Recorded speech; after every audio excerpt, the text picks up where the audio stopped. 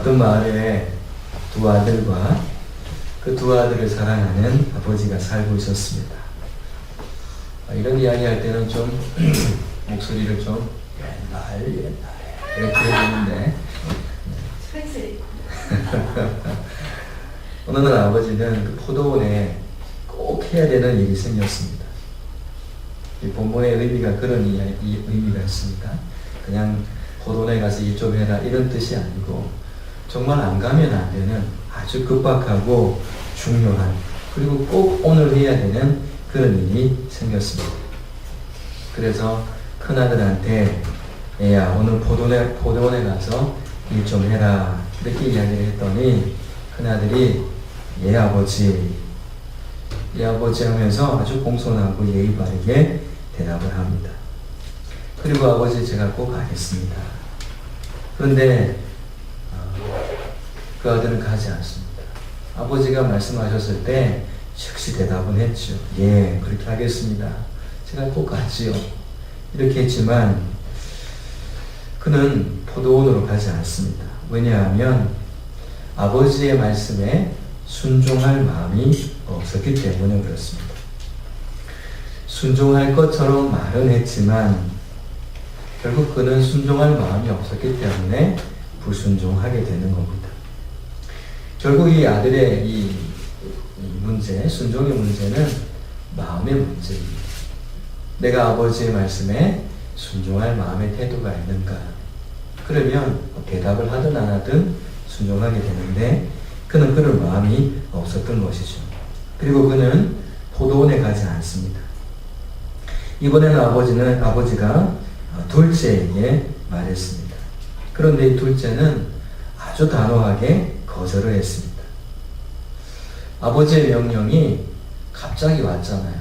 예고하고 온 게 아닙니다. 아버지도 일이 급하게 생겨가지고 급하게 이야기를 한 것이고 또 이 둘째 아들한테도 큰아들도 마찬가지입니다만은 갑자기 주어진 이야기입니다.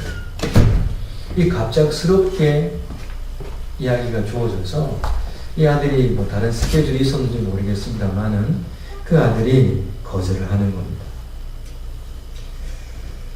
근데 이 거역한 이 둘째의 마음은 아팠어요. 그 뒤에 말씀을 보게 되면 그가 뉘우쳐라는 말씀이 기록되어 있습니다. 이 뉘우쳤다는 것은 아버지의 말씀에 거역함으로 그의 마음이 아팠다는 겁니다. 그리고 내가 잘못했구나. 그리고 포도원에 가야 되겠다. 라는 결단까지 이 뉘우침 속에 포함되어 있는 것입니다. 자, 그 뉘우침이 이루어지니까 그 다음에 행동이 뒷받침됩니다. 그래서 포도원으로 가게 되는 것이죠. 어떤 일을 했는지는 모르겠습니다만은 이 둘째는 그곳에 가서 일을 했는 것은 분명한 것 같습니다. 예수님께서 이 이야기를 들려주신 다음에 그곳에 와 있던 당신은 도대체 누구의 권위로 성전에서 가르칩니까? 이렇게 따지고 달려들었던 대제사장 그리고 백성들의 장로들에게 이렇게 질문합니다. 이 둘 중에 누가 아버지의 뜻대로 하였느냐? 누가 아버지의 뜻대로 하였느냐? 이렇게 질문을 합니다. 그랬더니 그들의 대답은 한결같이 둘째 아들입니다. 이렇게 대답을 합니다. 대답 잘했습니까? 못했습니까? 잘했습니다. 그러면 칭찬해 줘야 될까요? 책망해야 될까요? 칭찬해 줘야 됩니다. 그런데 예수님께서는 충격적인 말씀을 그들에게 던지십니다. 그 말씀은 이랬습니다. 예수께서 그들에게 이르시되 내가 진실로 너희에게 이르노니 세리들과 창녀들이 너희보다 먼저 하나님의 나라에 들어가리라. 세리와 창녀들은 어떤 사람들입니까? 이 바리새인과 종교 지도자들이 죄인 취급했던 사람들입니다. 완전한 죄인들이었죠. 그리고 그들은 종교 지도자들의 눈으로 봤을 때 절대로 천국에 들어갈 수 없는 사람들이었습니다. 그들은 절대로 천국에 갈 수 없는 사람들이었습니다. 완전한 죄인들이었기 때문이죠.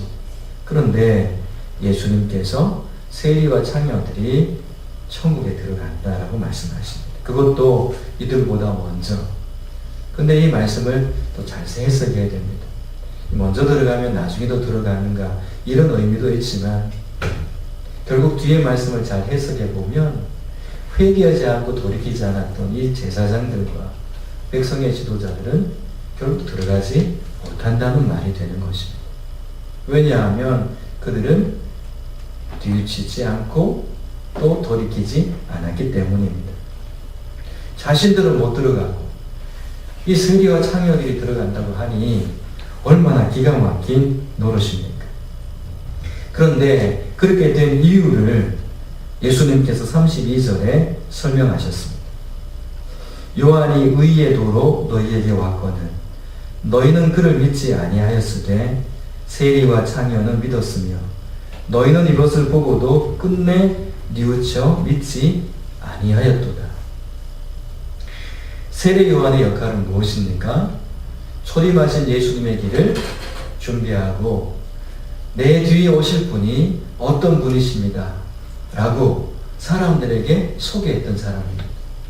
나는 그분의 신발끈도 맬 수 없는 종의 종도 못 되는 그런 신분입니다. 저는 그분 앞에 그런 존재입니다. 이렇게 예수님의 길을 준비했던 사람입니다. 그는 예수님에 대해서 선포하고 의리가 되신 예수님에 대해서 증거했습니다. 그런데 그때 당시 종교 지도자들은 그 세례 요한을 받아들이지 않습니다. 결국 세례 요한이 하는 말을 듣지 않는 것이죠. 복음이신 예수님을 증거하고 또 회개하여 그분의 길로 나아오라고 그분을 영접하라고 그래야 천국에 들어갈 수 있다라고 외치는 그 외침을 그들은 듣지 않았습니다. 결국 그들은 예수님께는 책망을 듣는 것입니다. 너희는 이것을 보고도 끝내 뉘우쳐 믿지 아니하였도다. 하지만 세리와 창녀는 믿었다라고 말씀하십니다. 너희는 그를 믿지 않았지만 세리와 창녀는 그것을 보고 믿었다라는 것이죠. 뉘우쳐 돌이켜 믿게 된 사람들, 그 사람들이 바로 천국의 백성이 된다는 말씀입니다. 성도 여러분, 예수님을 영접하셨습니까? 예수님과 동행함이 지금도 실제가 되고 있습니까? 순종함이 굉장히 자유롭습니까? 아니면 내 스케줄과 내 마음에 따라 순종이 되었다가 안 되었다 하십니까? 우리가 회개하여 예수님의 사람이 되었다면 예수님께서 말씀하시는 것에 대해 언제든지 순종할 그런 태도가 준비되어 있는 사람들입니다. 갑자기 아버지가 이야기했지요. 큰아들한테도 둘째 아들한테도 나는 아무런 준비가 되어 있지 않았습니다. 그런데 주님은 관계없이 우리에게 말씀하십니다. 왜냐하면 나중에 좀 더 말씀을 드리겠습니다. 은혜 받은 자가 할 수 있는 가장 보편적이고 또 가장 일상적인 것이 주의 말씀에 순종하는 것이기 때문이죠. 너무 감사해서 언제든지 순종하게 되는 것이죠.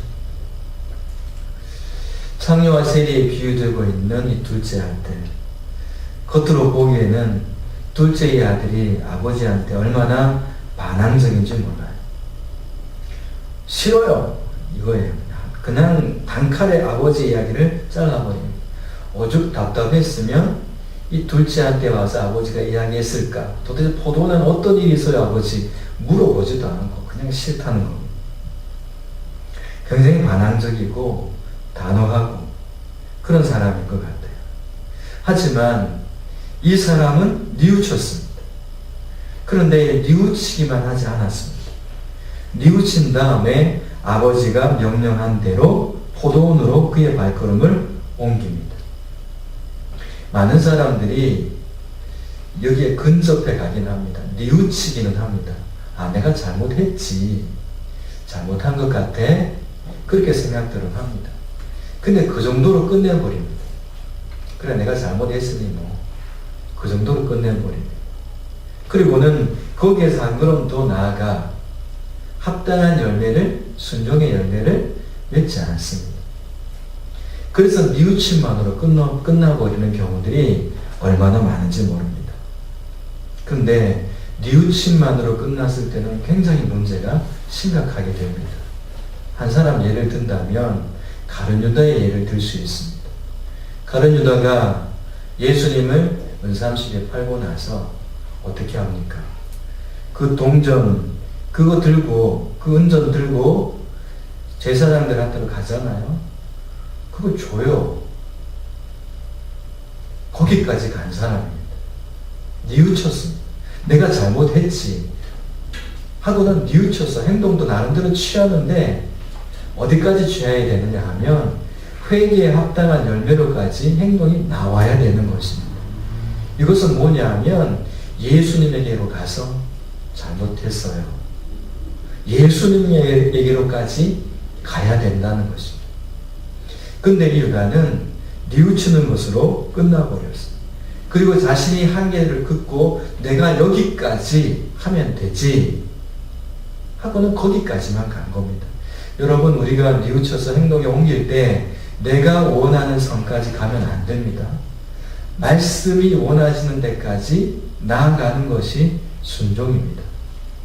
여러분, 그것이 오늘 이 세리와 창기들에게는 있었다라는 이야기입니다. 오늘 하나님께서 우리에게 그런 질문을 하실지 모르겠습니다. 여러분은 어떤지요?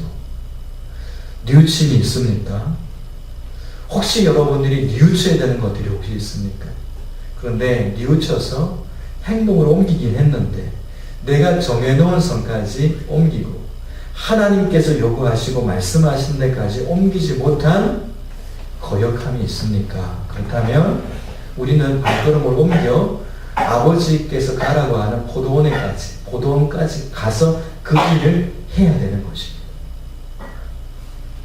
그것이 순종이죠. 뉘우치는 자리에만 있게 되면 자꾸 죄책감이 들게 되고요. 자꾸만 이 자신을 자책하게 됩니다. 자꾸 자책해요. 뉘우치긴 하는데 마음이 가벼워지질 않습니다. 늘 무거워요. 그래서 예수님께서 뭐라고 말씀하십니까? 수고하고 무거운 짐진 자들아 다 내게로 오라. 내가 너희를 쉬게 하리라. 무거운 짐, 뉘우치는 것을 그치는 것 때문에 죄의 짐은 그대로 있다는 말이죠. 죄의 짐은 여전히 안고 있었어. 그것 때문에 무겁고 힘이 든 겁니다. 불순종에 대한 온전하게 순종하지 못한 것 때문에 너무 짐이 되고 힘이 들어요. 그래서 예수님께로 나오라는 것입니다. 오늘 우리를 주님께서 부르신 이유가 뭐겠습니까? 그런 자리에서 이제 뉘우쳤으면 예수님의 말씀으로 돌아와 진리 안에서 자유하라 라는 말씀입니다. 말씀에는, 순종에는 자유함이 있습니다. 순종하는데 불편하다 그러면 거기는 나의 어떤 무엇인가가 자리 잡고 있기 때문에 그렇습니다. 주의 말씀에 순종하는 것에는 쉼이 있습니다. 분명히 예수님께서 나의 멍에를 메고 내게 배우라. 내 짐은 쉽고 가벼우니라 말씀하셨습니다. 주의 말씀에 따라 살아가는 그 삶, 멍에를 지고 살아가는 삶인데 그 속에는 쉽고 가벼움이 있다고 분명히 말씀하고 있습니다. 성도 여러분, 큰아들의 모습을 또 한번 볼까요? 큰아들의 모습은 아버지의 말씀을 정확하게 이해한 사람이었습니다. 아버지가 지금 내게 뭘 말하고 있지? 분명히 이 큰아들은 알았다는 겁니다. 분명히 알고 이해했다는 것이죠. 그런데 그가 선택해야 되는 상황에 딱 직면했을 때는 아버지의 뜻을 정확하게 이해하고 알고 있었지만 자신이 원하는 쪽으로 선택했다는 겁니다. 그는 아버지가 원하는 포도원에 들어가서 일할 수도 있었고요. 또 자신이 원하는 결정대로 결정하고 선택할 수도 있었습니다. 하지만 선택은 자신이 했지만 그 선택의 책임, 그것은 자신이 져야 되는 문제였습니다. 선택의 결과에 대해서는 자신이 책임지는 것입니다. 성도 여러분, 우리가 하나님의 뜻을 알고 싶잖아요. 여러분 하나님의 뜻 알고 싶지요? 하나님, 어느 과를 가야 됩니까? 어느 대학을 가야 됩니까? 주여. 홍대입니까? 이대입니까? 3대입니까? 4대입니까? 아니면 군대입니까? 이렇게 하고 있을 때 주님의 뜻을 알고 싶어요. 근데 하나님께서는 대학을 딱 짚어주시는 것이 아니라 용서해야지 이렇게 말씀하신다고 합니다. 그러면 막 화가 막 나잖아요.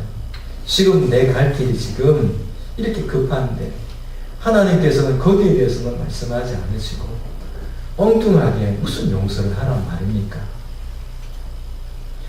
우리는 답답할 때가 있습니다. 그래서 그것이 순종이 되지 않습니다. 그럴 때는 이렇게 하죠. 하나님께서 정해주시면, 대학을 정해주시면 제가 순종하죠. 이제는 조건을 걸고 조건적인 신앙이 됩니다. 순수한 신앙이 아니라 조건적인 신앙이 되는 것이죠. 하나님의 뜻을 아는 것 중요합니다.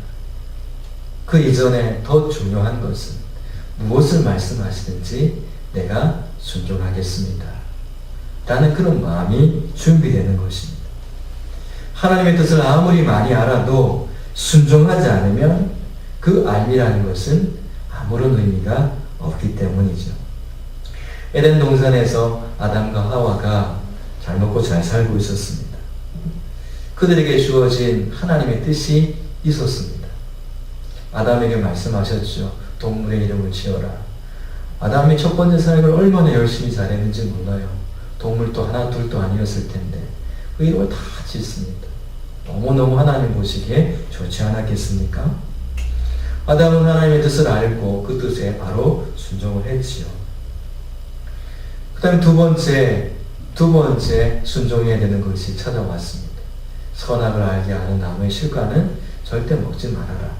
먹는 날에는 네가 죽는다. 이렇게 말씀하셨어요. 하나님의 뜻을 몰랐습니까? 알았습니다. 하지만 하나님의 말씀을, 그 뜻을 알고 있었지만 그들은 말씀을 지키지 않았습니다.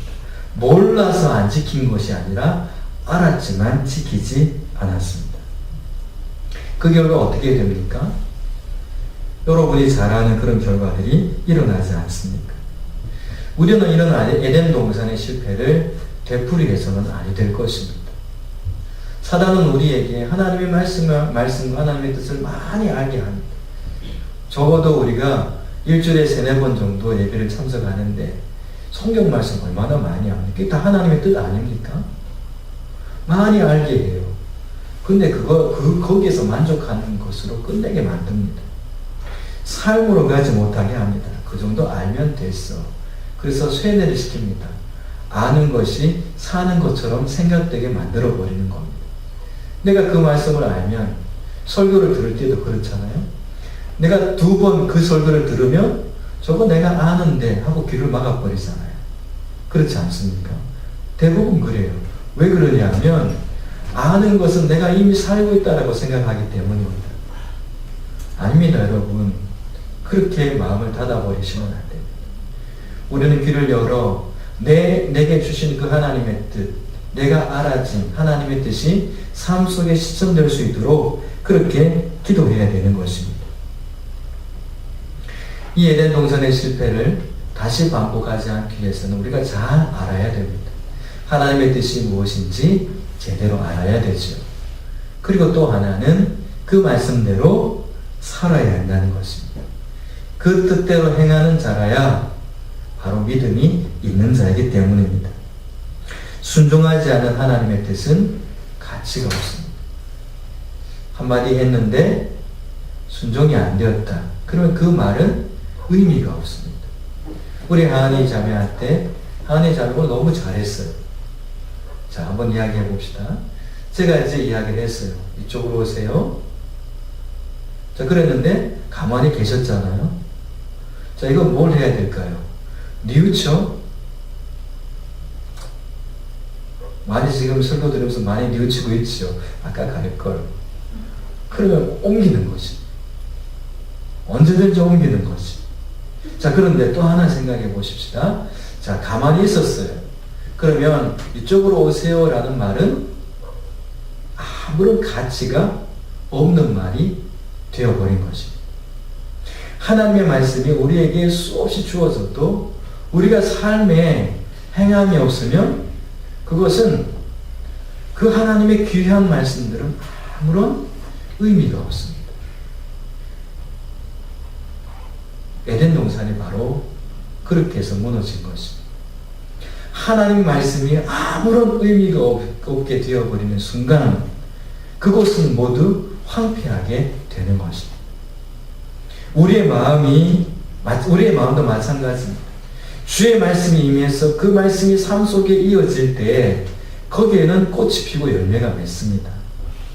하지만 그 말씀이 말씀되지 않을 때는 내 인생은 내 마음의 밭은 황량한 잡초가 우거진 그런 밭이 되고 만다라는 것입니다. 다시 한번 말씀을 드리겠습니다. 순종하지 않는 하나님의 말씀은 아무런 유익이 없습니다.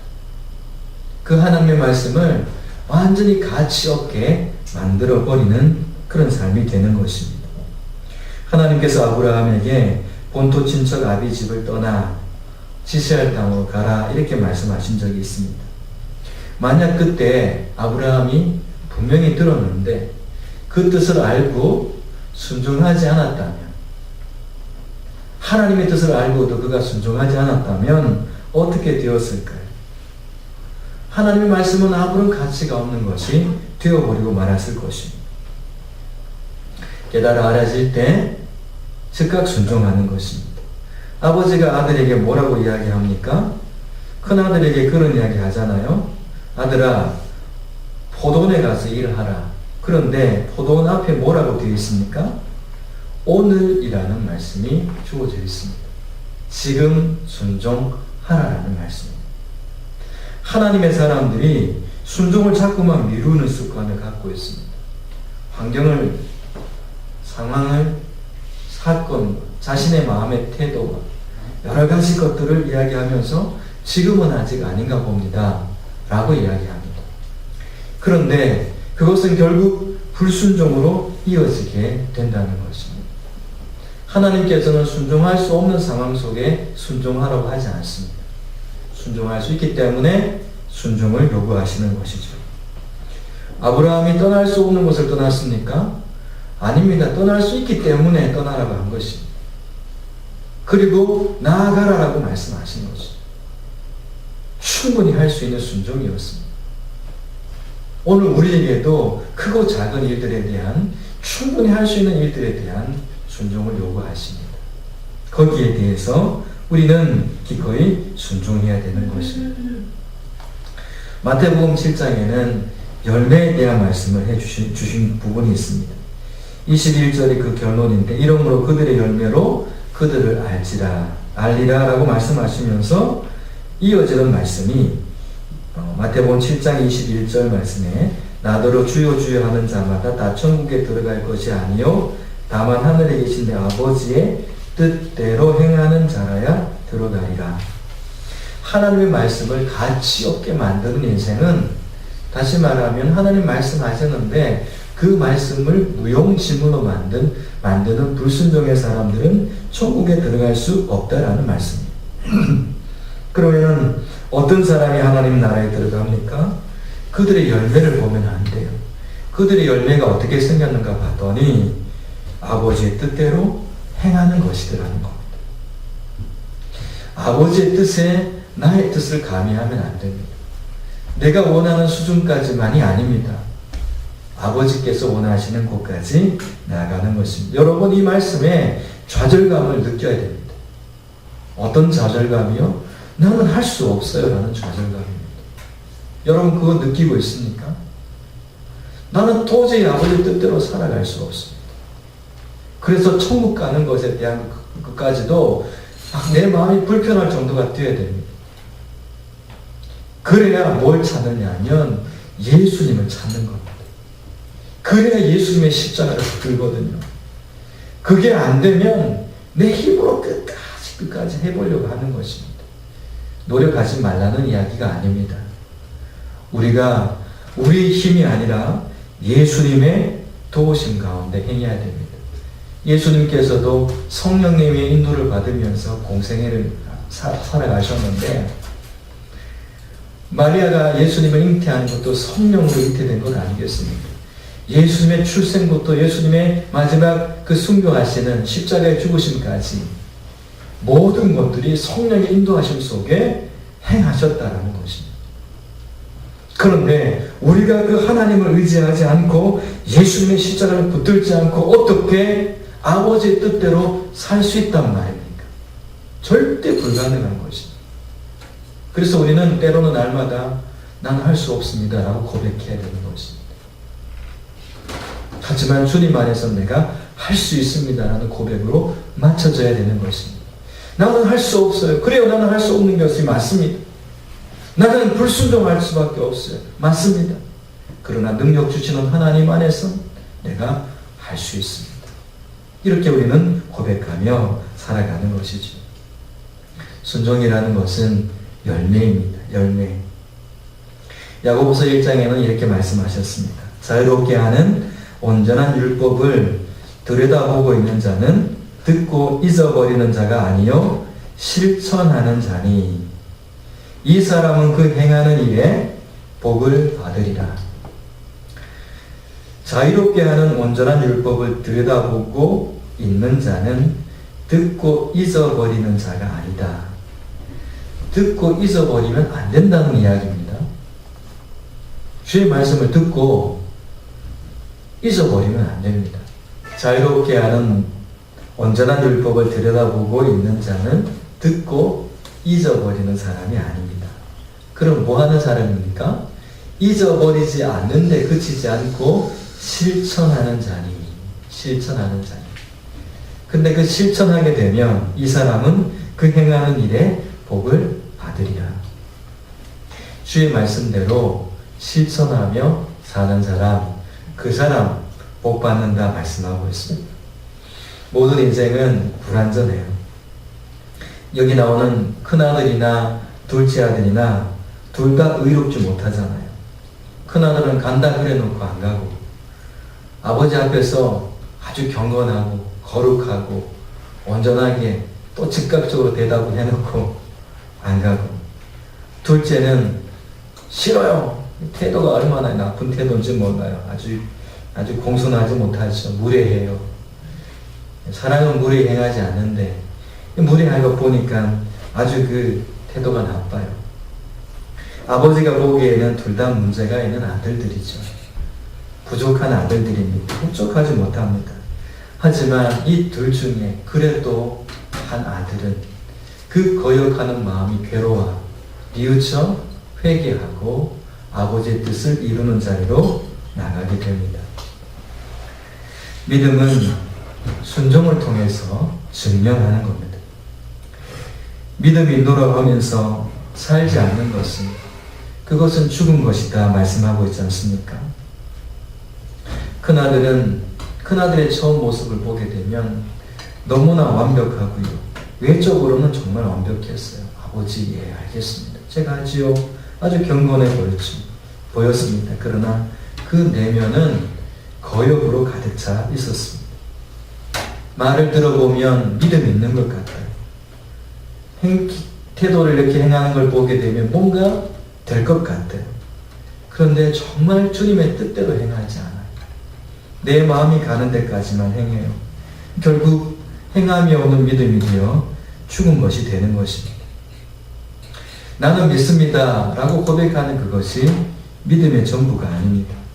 믿으면 반드시 삶으로 이어지게 되어 있기 때문이죠. 행함이 없는 믿음의 사람들을 보고 예수님은 해칠한 무덤이다 이렇게 말씀하셨습니다. 그들이 거하고 있는 그 성전을 향해서 너희가 강도의 소굴을 만들었다 이렇게 말씀하셨습니다.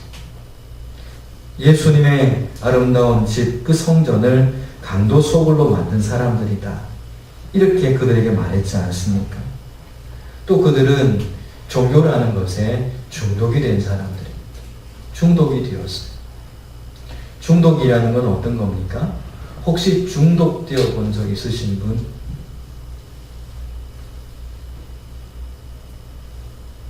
혹시 최 목사의 잘생긴 얼굴에 중독된 분은 안 계십니까? 저요? 큰일 났어. 중독은 문제가 있습니다. 중독이 왜 됩니까? 중독이 왜 되죠? 마약 중독을 한번 예를 들어 볼까요? 마약 중독이 왜 됩니까? 너무 괴로운 일이 있어서 그 괴로움을 좀 잊으려고 잠깐 그 괴로움에서 벗어나고 싶어서 잠깐 맞는 거예요. 그렇다고 해서 오늘 집에 가서 나도 한번 해볼까? 절대 그렇게 하지 마십시오. 우리에겐 예수님이 계십니다. 예수님으로 만족하지 못하면 다른 무엇인가로 만족해야 되는데 그것을 쫓다 보면 중독이 된다는 이야기입니다. 종교 생활이 중독이 될 수 있다는 겁니다. 이 종교 지도자들이 자신들의 종교 생활의 그 현장에 예수님께서 오셔서 말씀을 가르치니까 내 영역인데 니들이 뭐하러 왔냐 이렇게 이야기하고 있지 않습니까? 너는 도대체 누구 권세로 지금 이곳에서 가르치느냐? 여긴 내 나발인데 니들이 왜 와서 설치냐 하면서 예수님한테 지금 그렇게 했지 않습니까? 중독이 되어버렸어. 중독이 되면 은혜가 떠나게 됩니다. 저는 중독과 은혜를 최근에 생각하게 되었습니다.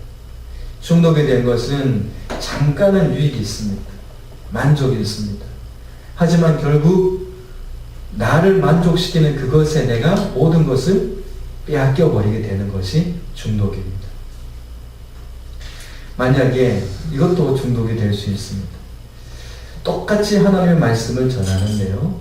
어린아이가 전하고 목사가 전하고 똑같이 하나님 말씀을 봉독하는데 말이죠. 어린아이가 전하면 귀에 안 들어오고 저기 아주 위대한 어떤 목사님이 와서 한마디 딱 하면 귀에 들어왔다. 그러면 이미 중독되어져 가고 있습니다. 하나님의 말씀은 말씀 그 자체가 권위가 있는 것이죠. 자, 또 중독 증세를 또 하나 볼까요? 말씀을 전하는데 또 같은 이야기입니다.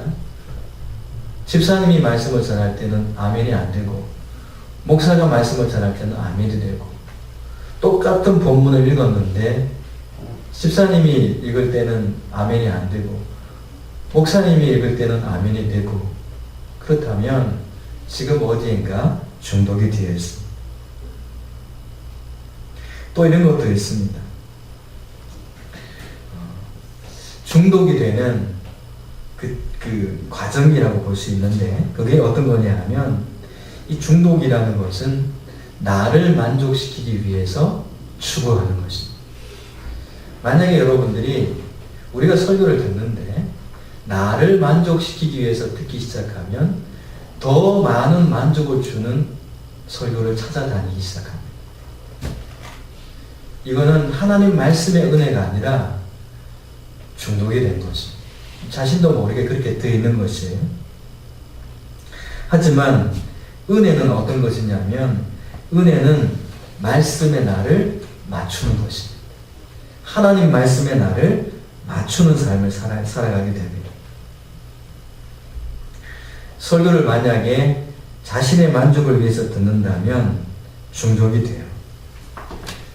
듣고 또 들어도 잠시 만족은 있는데 갈급함은 채워지지 않습니다. 어떤 사람은 그 설교자가 아니면 설교가 안 들어온대요. 만족이 안 된답니다. 이것도 중독입니다. 중독 증세예요. 왜냐하면 나의 만족을 그 설교를 통해서 얻는 것입니다. 은혜 받게 되면 만족은 오게 되어 있습니다. 하나님의 은혜가 내게 주어지면 이 만족은 자연스럽게 되어지는데 나의 만족을 먼저 갖고 나가게 되면 중독이 되는 겁니다. 이 종교 지도자들이 처음부터 이런 사람들은 아니었습니다. 은혜가 사라지니까 그것을 가져야 돼요. 다른 것을 가져야 돼요. 종교 생활이라는 것을 갖고 있어야 돼요. 그래야 그게 위로가 돼요. 힘이 돼요. 그러니까 이 사람들은 종교적으로 더 열심히 최선을 다해서 일주일에 매주 금식하면서 어디서든지 손을 들고 기도하고 이렇게 합니다. 더 철저하게, 더 철저하게, 더 완벽하게 종교 생활을 하는 것입니다. 그런데 그 모든 율법의 주인 되시는 예수님께서 그들의 눈앞에 와 계셨을 때 그들은 예수님을 십자가에 못 박는 계획들을 세우지 않습니다. 그래서 종교에 중독이 되면 예수님을 멀리하게 되어 있습니다. 하나님의 은혜와 사랑이 그에게서 사라지게 되는 것입니다. 은혜가 떠나요. 은혜가 없어요. 은혜라는 것은 뭡니까? 내가 1만 달란트 빚진 사람이군요. 그 은혜 떠나니까 100데나리온 빚진 사람 멱살 잡지 않습니까? 절대 못 봐주는 겁니다. 왜 그러냐 하면 중독되어서 그렇습니다. 무엇인가에 그렇게 들있습니다. 나도 모르게. 그러니까 그걸 끊으면, 못하게 하면 금단 현상이 나타나는 거예요. 그래서 막 튀어버리는 거예요. 잠깐 감동은 있을 수 있습니다. 중독되면요. 설교든 찬양이든 기도든 잠깐은 감동을 받아요. 그렇지만 지속적인 감사는 없습니다. 근데 은혜를 받게 되면 감동과 함께 지속적인 감사가 그 영혼의 삶 속에 날마다 나타나게 됩니다. 왜냐하면 예수님의 그 보혈의 은혜라는 것은, 죄의 용서함의 은혜와 구속의 은혜라는 것은 어느 곳에 있든지 다 흘러가기 때문입니다. 그래서 더욱 그럴수록 내 마음을 정결케 하고 그리고 예수님을 바라보게 되죠. 뿐만 아니라 주의 말씀에 기꺼이 순종하는 자리로 가게 됩니다.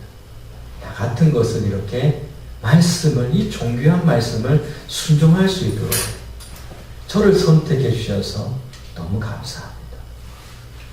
마리아가 네가 성령을 통해서 애를 낳을 것이다 이렇게 이야기했더니 어떻게 저 같은 위천한 여인이 그런 마음이 되는 것입니다.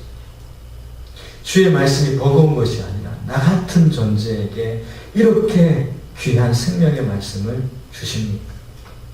순종할 수 있는 이런 특권을 주십니까? 라는 그런 온유와 겸손의 마음이 그 영혼의 마음 속에 자리매김하게 되지요. 생활 속에서 은혜에 걸맞는 헌신이 있고 섬김이 있습니다. 그것이 온유함과 겸손함으로 잘 표현되어 나옵니다. 예수님처럼 말이죠. 말씀을 이렇게 오늘 마무리하도록 하겠습니다. 오늘 이 말씀을 조금 다른 모습으로 보게 되었는데요. 제가 이 말씀을 준비를 하면서 중독된 저의 모습이 보였습니다. 나는 이런 부분에 중독이 되어 있구나. 여러분 어떤 일을 하다가 용납이 안 되는 부분들이 나타나거든 혹시 내가 은혜가 아닌 내 자신의 욕심에 중독되어 있지 않나 한번 살펴보시면 좋겠습니다. 종교생활에 중독이 된 종교 지도자들, 예수님을 왕으로, 예수님을 주인으로 영접하지 않습니다. 그들이 드리는 제사에 중독되어 버리니까 은혜가 다 떠나가 버리는 겁니다. 종교 행위가 예수님을 다 가로막고 있는 것입니다. 예수님이 앞에 계셔도 알아보지 못하게 됩니다. 중독된 것이 그들의 눈을 가려버렸기 때문에 그렇습니다. 그들은 그래서 알기만 하고 살지는 않았어요. 순종의 삶은 그들 가운데 나타나지 않습니다. 아는 순간 즉각 순종하는 것처럼 그렇게 보이는데 뒤에 돌아서서는 다 거부하고 외면합니다. 하지만 주님은 오늘 둘째 아들을 우리에게 보여주시면서 하지만 순종하고 회개하고 돌이켜 기꺼이 하나님의 뜻을 이루는 사람들도 있다라고 말씀하시면서 그들이 정말 아버지를 기쁘게 한 자들이다라고 말씀하고 계신 것을 봅니다. 여러분 오늘 주님의 말씀에 순종해야 되는 부분들이 있습니까? 오늘 예수님께서 여러분들에게 포도원으로 가서 오늘 일종하자라고 하신다면 여러분 기꺼이 순종하시겠습니까? 포도원이 뭔가요? 가까운가요? 몇 시에 가야 되나요? 길게 일해야 되나요? 짧게 일해야 되나요? 그 일하면 예수님 나한테 뭐 주실 건가요? 그것은 순종이 아닙니다. 예수님께서 말씀하시는 것에 대해서 내가 기꺼이 순종하는 것이죠. 우리 하늘군 교회 안에 하나님께서 이곳을 포도밭이라고 여기시고 우리를 초청하셔서 오늘 하늘군 교회 안에 같이 가자. 거기에 할 일이 좀 있다. 라고 말씀하신다. 여러분 기꺼이 그 일들에 참여하시겠습니까? 이 민족 안에, 이 열방 안에 이 포도밭이 있는데 급하다 급해 좀 가자 라고 했을 때 여러분 기꺼이 나가길 원하십니까? 혹시나 수십 년 동안 아니면 수년 동안 아니면 요 며칠 사이 계속 하나님께서 우리에게 포도원에 같이 좀 가자 라고 우리에게 말씀하고 요구하시는 것이 있습니까? 그렇다면 여러분 오늘 그 일에 순종하시기 바랍니다. 하나님께서 말씀하신 것처럼 실천하는 자는 이 사람은 그 행하는 일에 복을 받으리라. 그는 듣고 잊어버리는 자가 아니고 실천하는 자인데 이 사람은 그 하는 일에 복을 받으리라 말씀하셨습니다. 성도 여러분, 이것은 현재형입니다. 지금 이루어져야 되는 일인 것입니다. 오늘이 다가기 전에 하나님께서 말씀하시는 부분이 있다면 그 자리로 여러분 나아가셔야 됩니다. 그게 사는 길이고 그게 복받는 길이고 그것이 잃어버린 것을 다시 찾는 그런 지름길이 되는 것을 말씀하고 있습니다. 기도드리겠습니다. 하나님 아버지 감사합니다.